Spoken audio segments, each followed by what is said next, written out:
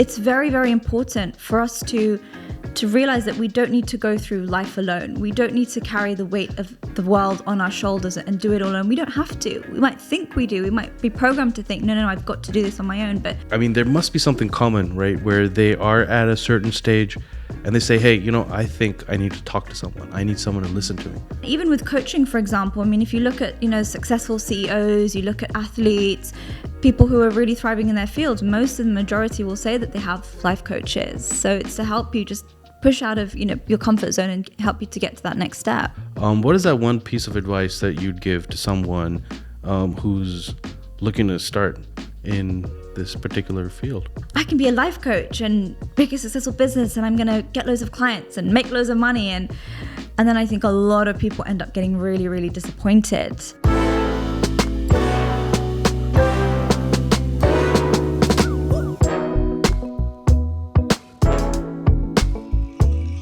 Hey, hello, welcome back to another episode of Technology for a Change. It's season 3, episode 6, and today we have with us Aliya, hailing all the way from the UK. Aliya Rajah, welcome to the show. Thank you, Hady. It's really great to be here. So Aliya is a personal development coach and an MBTI certified professional. Did I get that right? Yes. All right. She's climbed the corporate ladder quite fast, and she's been helping banks alike. I also think that you were with, I believe, the first Emirati female boxer. Yes, so she's a client of mine, that I work with, yes. Amazing. I'd love for the audience to hear it from you in terms of the introduction. Please, go ahead. So, thank you for inviting me to be here today. So as you said, yes, I'm a personal and professional development coach. So really what I do is I work with professionals and also entrepreneurs and helping them to develop the skills, the interpersonal, intrapersonal skills that they need to really thrive in the area, in their fields. Amazing. So guys, the topic for today is the importance of self-belief, which I feel is super important for entrepreneurs and high-performing executives, right, in order to make sure that they're achieving their goals. You currently run a podcast as well, so it's amazing to have a fellow podcaster. Is it podcaster? Sure. Yep, they say YouTuber, so it could be podcaster on the show. Tell us a little bit more about the podcast, or let's take it from the top. A little bit about your story. Sure. So I started off, my background's in biomedical science. That's what I studied for my undergrad back in the UK. And then I did my master's in public health. And then after completing that, I basically started my career in public health. And, at the age of 24, I landed, my dream job, as a senior position within my team in a national organization. And on paper, I was doing what I would have loved to be doing in my dream job. And it was really great. It was a great experience. But, I kind of asked myself the question of, is this what I want to be doing for the rest of my life? Like, can I see myself here for the next 5, 10, 15 years? And the answer was no. And after you felt like it was your dream job. Yeah, because, as cliche as it sounds, I knew I was making an impact somewhere down the line, but I wanted to be doing something where I was having more of an impact on a daily basis. And I felt like I wasn't doing that. I think sometimes when you work for, bigger organizations, you're like a very kind of like small fish, in a big sea. And the impact wasn't as direct as I wanted to be having. And so I didn't know exactly what I wanted to do, to be really honest. I just knew it wasn't that. And so I just kind of went into my own, self-discovery journey and really exploring, what do I want? What kind of life do I want? What are my values? What are my strengths? What am I good at? What do I like? And really from there, just for my own interest, I decided to get into coaching, life coaching, train as a coach, just because I was like, wow, this looks really interesting. And then did my NLP training as well. So I'm a qualified NLP practitioner. And then what I started to do was, whilst working full time, I started to set up my own thing on the side. So working with professionals, after work, on weekends, helping them to develop their self-confidence. And then it kind of got to a point where I said, wow, I feel like I could really do this. I feel like, this is my calling. This is what I meant to do. Yeah. And I loved it. And I could see I was making an impact. And then what happened was I actually, I got to a point where I said, you know what, it was a big step, but I said, I'm going to quit my job and I'm going to give it 6 months, go fully in for this for 6 months. And if it doesn't work out, I'll just, get a job again.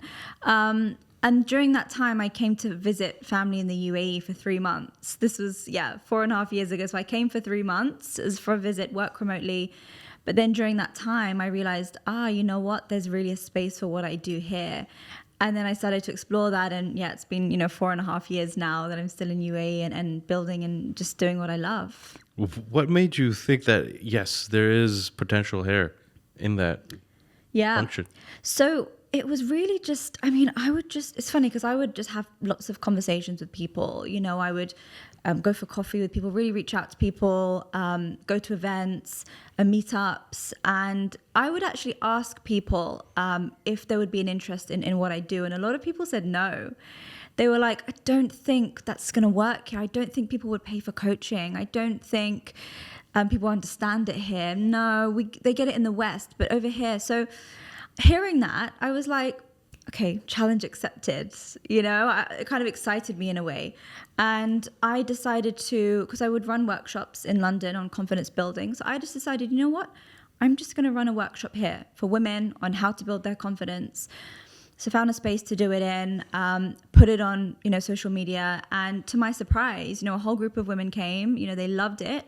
They said, there's nothing like this here. Can you do more? When's the next one? And so I started to run more events, started working with women one-on-one, and then really just kind of trying and testing things and throwing myself in the deep end, really, from like a clean slate. I just decided to make it work.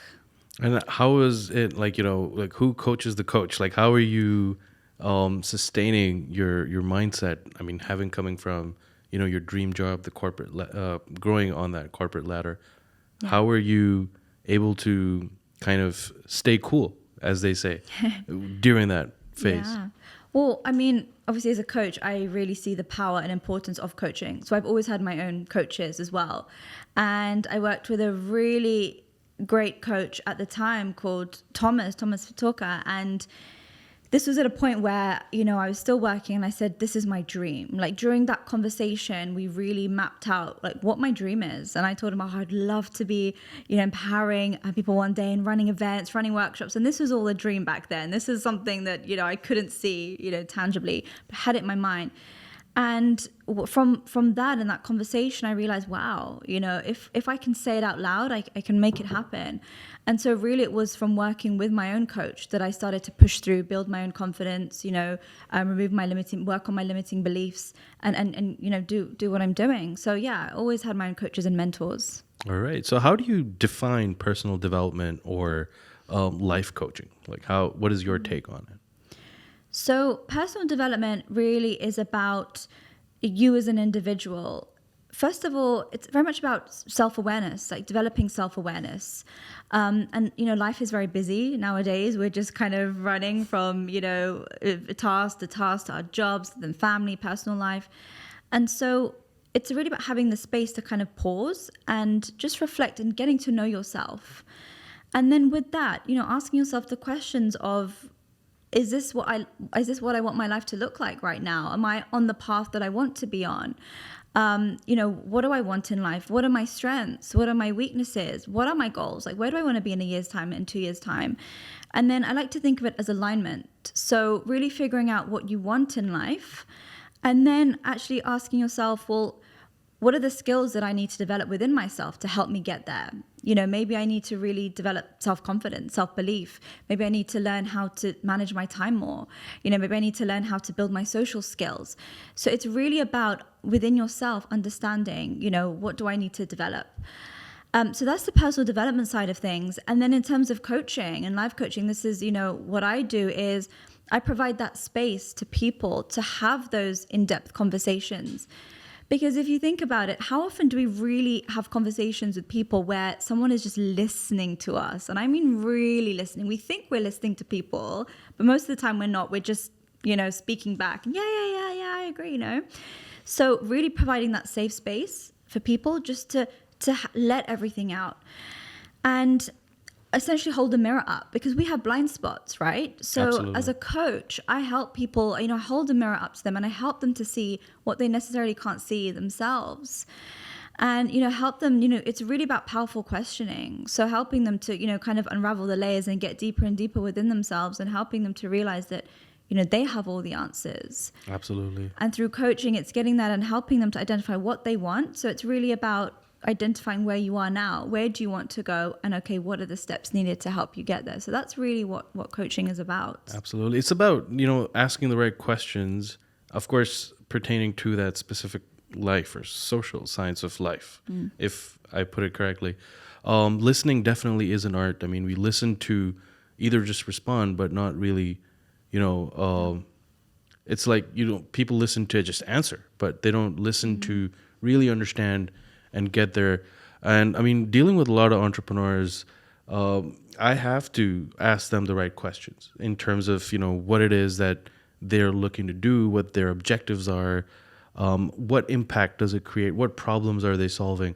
So obviously when it comes to life, I think you'd be asking the more deeper questions, right? It's self. Yeah. Question their own self that makes them want to understand what it is that they want to do. Yeah. So does it often result in like changing course of what they're working in? Like sudden realization that, hey, I'm in the wrong place. This career is not meant for me. Oh yeah, for sure. Yeah. And I see that a lot. One woman that I worked with, she had a 10-year career in the editorial field, and she studied it, postgraduate degrees as well. And, she was that's what she believed that she was supposed to be doing. But then in our initial conversation together, and really kind of giving her that space to speak out loud, without judgment or without interference, she then just spoke out loud and said, wow, you know what? I actually want to get into the wellness space. I would actually love to teach yoga. And she said, I can't believe that I just said that out loud. It's been something that's been buried within me for so many years. And it's almost like she had that light. And as soon as she said it, it was like she couldn't unsay it now, And it was just amazing, because it's like this light just kind of lit up within her. And following on from that, she went and did that. She qualified, and now she's certified. She's teaching, and she's set up her own thing. And it's just amazing to see. So, and that's the power of taking the time to go inwards, is that you can realize, actually, I want something else, but it's just buried, deep inside of you. What is that point, like, in your experience? When is that point when you feel like, your clients, I mean, there must be something common, right? Where they are at a certain stage and they say, hey, I think I need to talk to someone. I need someone to listen to me. Yeah. What do you think is that point in their life? Yeah. So most of the time, they've already taken some steps to kind of get to know themselves a little bit more. And that can start, it's as simple as watching videos on YouTube, right? It can be listening to a podcast, they've been to a course, they read some books, and they've started their personal development journey. And through that, they realized, you know what? There are some things that I'm doing to get in my own way. Or there are some behaviors that I'm kind of carrying out and they're not really serving me right now. I've tried to make changes, but I just don't know how, or I've tried, but I then keep falling back into my old patterns. And so that's when they say, you know what, I could really do with having some help and support right now. And that's usually the point when they reach out to me and say, okay, I really need your help in this. All right, perfect. What is that one common myth that, is misconception perhaps about what you do? Yeah. I'd say a common misconception is that, to have, to undergo something like coaching or, even therapy or getting some support is that there's something wrong with you. And that absolutely is not true at all. There's nothing wrong with you at all. I mean, it's very, very important for us to to realize that we don't need to go through life alone. We don't need to carry the weight of the world on our shoulders and do it all alone. We don't have to. We might think we do. We might be programmed to think, no, I've got to do this on my own. But this is what professionals are here for. And there's so much power in having, open, non-judgmental, safe conversations. And so there's nothing wrong with you. There's nothing to fix. It's just someone there to listen and show you, another way. Okay. And even with coaching, for example, I mean, if you look at, successful CEOs, you look at athletes, people who are really thriving in their fields, most of the majority will say that they have life coaches. So it's to help you just push out of, your comfort zone and help you to get to that next step. It's not more about mental health. It's not a mental health concern. It's more about, recognizing your own potential, right? And being able to thrive. Yeah. And knowing how you would be able to, polish yourself further to excel in what you want to do. All right. Okay. What has been one of the biggest challenges so far? Like, at least, let's start with Dubai, right? What's been that biggest challenge that you overcame? The biggest challenge. So I think one of the biggest challenges for me was when I started this journey, I said, I want to help people. I had this intention of, I want to, support people on the way. And that's all I wanted to do, be a coach and support people on their way. But what I realized was that, no, I need to do so much more than that. I can't just sort of hide away and coach people and work with them one-on-one. I realized that if I want to really build and develop a business and get myself out there and grow, I need to create a brand. Like, I need to be visible. I need to be seen. And so I was someone who's very private. Everything on social was private, just kind of hid away. And so stepping into that and starting to be visible was very, very, very challenging for me. Putting videos out there of myself, going to networking events, speaking, because all these things just start to unfold. I never planned on being a speaker, right?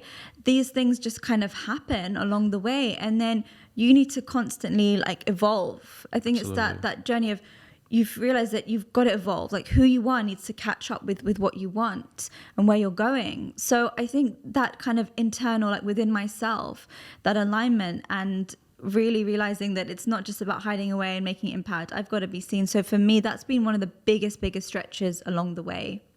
Right. Even, the coaches actually have their own challenges that they have to overcome. But I mean, it's great. How did you break that barrier? Like, how did you get out there? Yeah.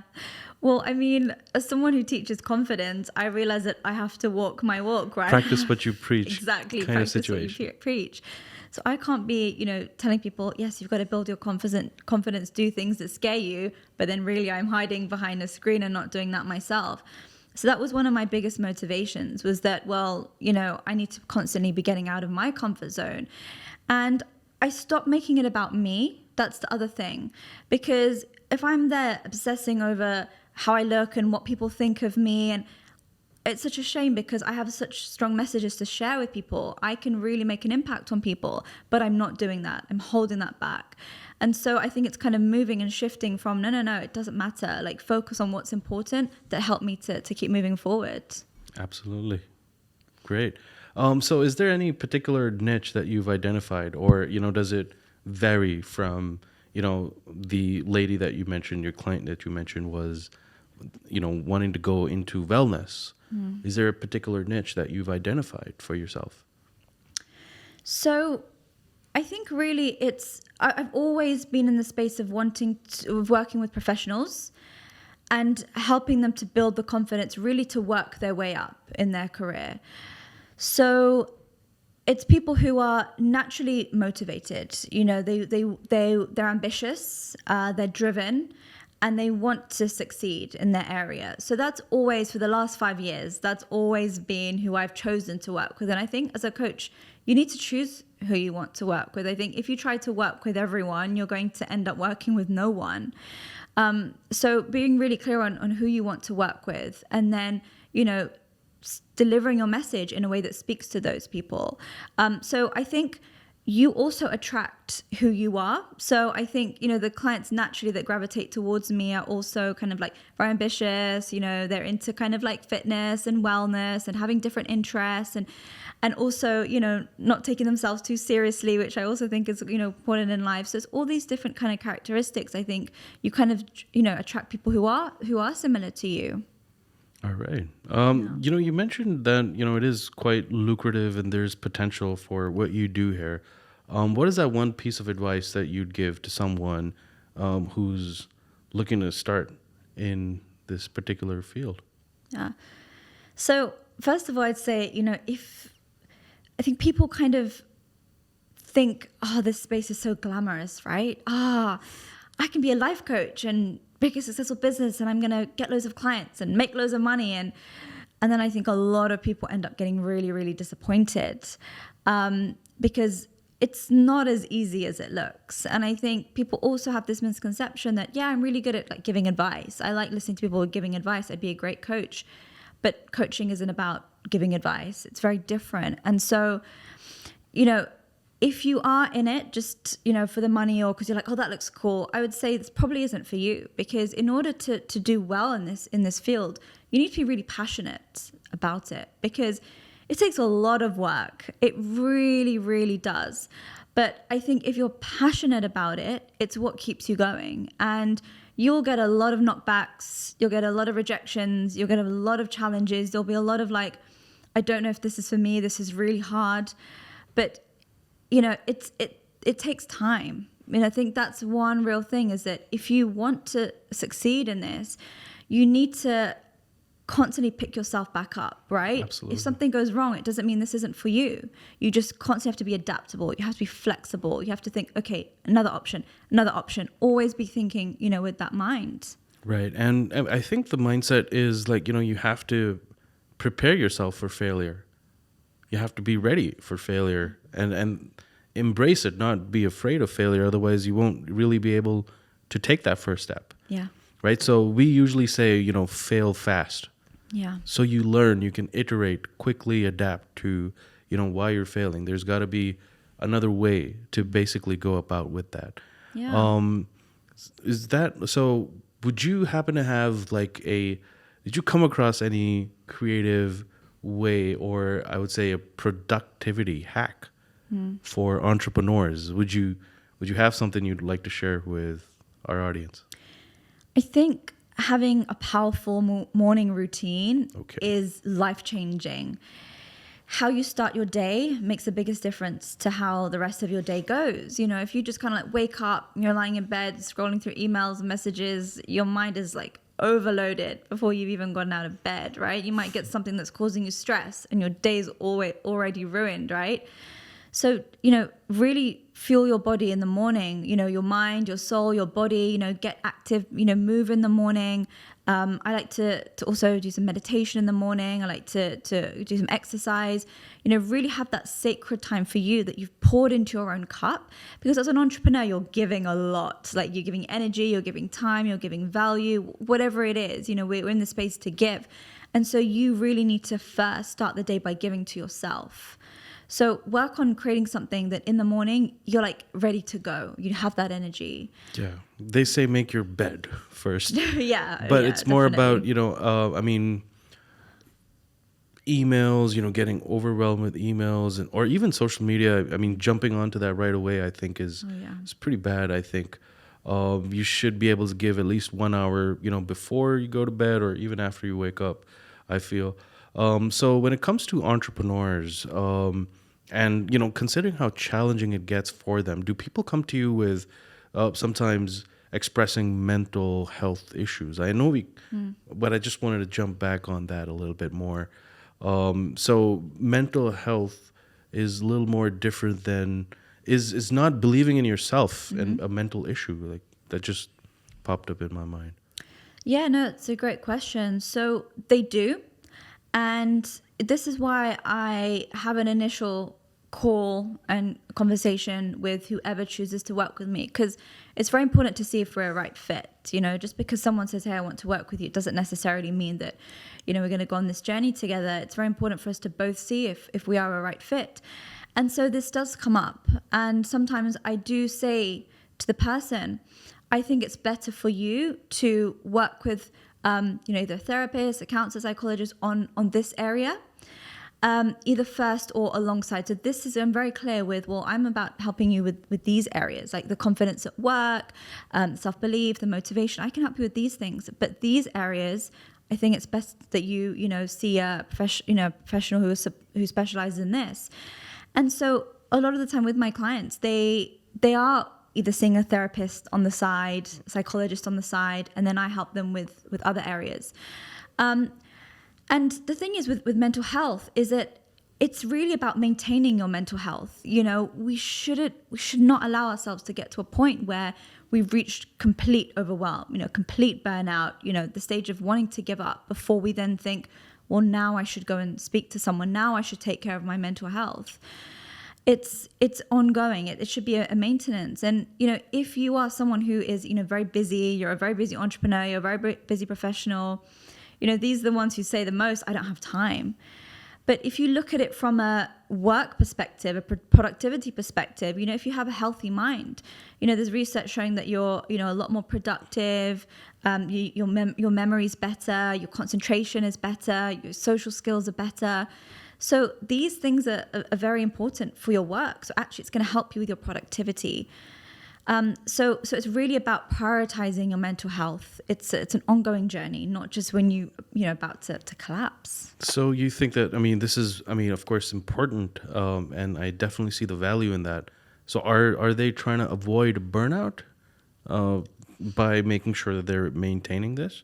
Is that the end goal, to avoid burnout, or would you say it's more to basically keep going? Like, have you faced people that actually recognize that it's burnout, that they're done? Yeah, a lot of people that come to work with me, they are on the verge of burnout. They're very just exhausted.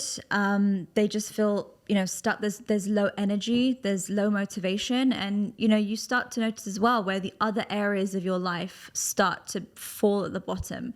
When you realize that you're not doing like basic self-care anymore, you're not sleeping the adequate amount of hours, you're not doing any exercise anymore, your social life, your relationships are being affected. These are all sort of red flags. These are warning signs that, okay, you know what, something is wrong here, something is off. And this is why it's important to take time for yourself to recognize, how am I feeling right now? Am I feeling okay? What do my relationships look like? Am I, giving time? Am I doing all these things to nurture myself? Or is everything else being pushed to the back burner? So what are my physical symptoms? And you know what? Our minds can push through and we think, I can do this, I've got this. But then our body has really, really powerful ways of telling us you're not okay. Whatever that is, obviously each individual is different. And so we've got to not ignore our bodies. They are big warning signs there, and listening to that and saying, okay, you know what, something is off here. I need to do something about it. And that's why it's important to reach out. And that is definitely going to affect the way you believe in yourself. All of these things that you've highlighted, it would actually give a lot of way to self-doubt, perhaps. You'd stop believing in yourself if these things are falling apart. Yeah. Whether, it's your mental health or how your relationships are with your family, even with the people you're working with, your coworkers, colleagues, even employees. I feel it's very important to, have that routine to be able to kind of understand, which is why, understanding whether you are a good fit for your client. Yeah. That too, like the people that you're working with, knowing who it is that you want to be able to work with. Yeah. When it comes to things like apps or software, we usually have discovery sessions that, usually take about a week or two to identify whether, the idea is validated. But then also when it comes to self-belief, knowing yourself within your gut that, hey, this is going to work, or I am going to make it work because of, so-and-so. So when it comes to their professional motivations, you understand and you recognize what it is that they want to achieve. Is it, at the end of the day, what does it come down to? Or success, I know, is subjective, but identifying success How would you define it for that particular like individual? What do you think success is for them? Well, like you said, it's subjective. So for everyone, it's different. And, that's why during this initial call, for example, we will, people come to me and they say, I want to work on building my public speaking skills at work. For example, I want to build my communication. But then during that initial call, we do an exercise where we actually map out their whole life. And really, it's about kind of taking a bird's eye view and saying, well, what does all of your life look like right now? What are your relationships? What's your health and fitness like? What are your, daily habits like? What's your stress like? What's your time management like? Because all of these things are intertwined. Our personal life and professional life, they're not so separate. We think they are, but they're not. If one is off, it's going to affect the other. And so it's really about giving them that snapshot. And a lot of the time, they'll look at it and be like, oh, wow, I haven't been giving any time to that. I haven't been giving any time to nurturing myself, my self-care, or to exercise like I want to having a healthy lifestyle, spirituality, religion, all these things have been falling off. So having that snapshot and then having that conversation of, okay, well, for you, what would an ideal scenario look like? And then they'll say things, well, you know what, I really want to start spending more time with my friends. I really want to spend more time with my family because that's just fallen off. So it's really kind of taking that time for them to just explore. And they might say, well, for me right now, that part of my life, it's not that great, but I'm okay with that right now. Because obviously things happen in phases and different chapters in our lives, and that's okay. We prioritize different things at different times. So for them at that time, what would an ideal scenario look like for you? What is success to you? Obviously, for some people, it's 6-7 figures. And for some people, it's about being able to work, come home, and then spend time with their families every day. Obviously, it's different for each person.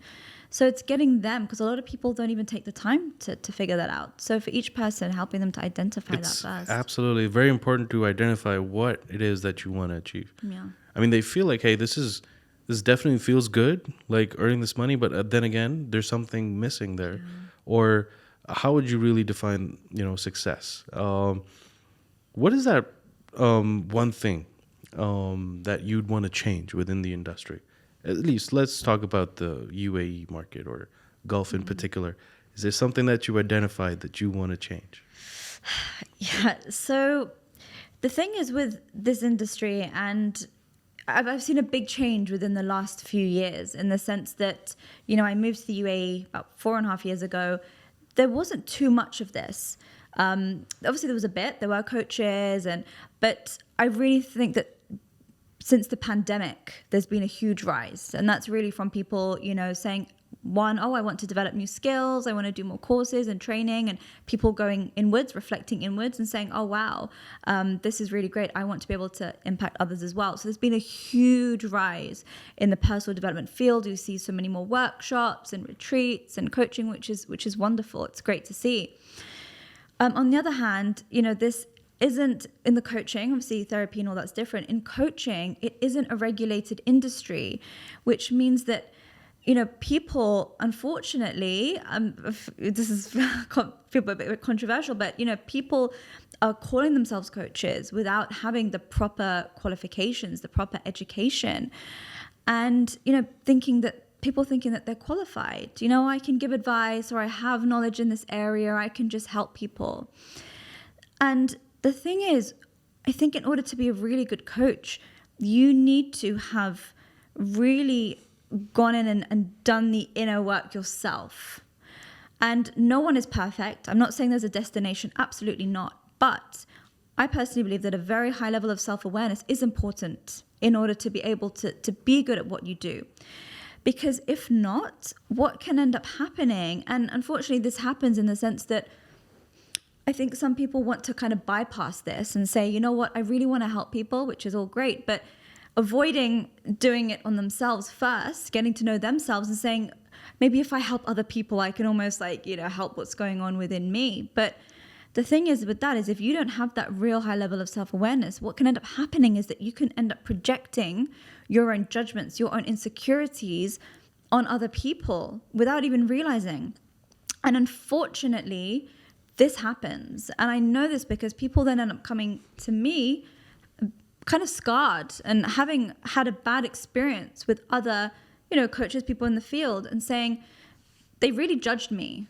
I felt really judged, which I think is awful, because people, when they go and seek help, they're very vulnerable. They're at a place where, it's a big step for someone to go and say, hey, listen, I need help. Can you help me? They're being open. And for then to someone to judge them or say something, that they shouldn't really be saying, it can really have a big impact on someone. And I think that when we have, judgments towards ourselves, we're judgmental, we're conflicted within ourselves, what happens is we're a lot more likely to have judgments towards other people, right, and project that outwardly. And that's very damaging.